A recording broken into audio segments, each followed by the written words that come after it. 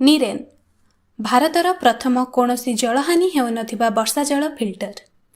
ଛାତ ଉପରେ ପଡୁଥିବା ବର୍ଷା ପାଣି ଏକ ଅବରୋଧ ହେଉନଥିବା SS304 କର୍ଭଡ ଫିଲ୍ଟର ଏଲିମେଣ୍ଟ ମଧ୍ୟ ଦେଇ ପ୍ରବାହିତ ହୁଏ, ଫଳରେ 500 ମାଇକ୍ରନ ପର୍ଯ୍ୟନ୍ତର ପ୍ରଦୂଷକ ପଦାର୍ଥ ଛାଣି ହୋଇ ରହିଯାଏ।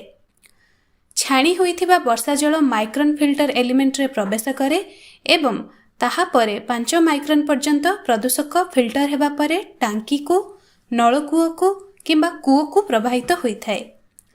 NeeRainରେ ପରିଷ୍କାର ବର୍ଷା ଜଳ ଏବଂ ପ୍ରଦୂଷକ ପଦାର୍ଥ ପାଇଁ ପୃଥକ ଆଉଟଲେଟ୍ ରହିଛି।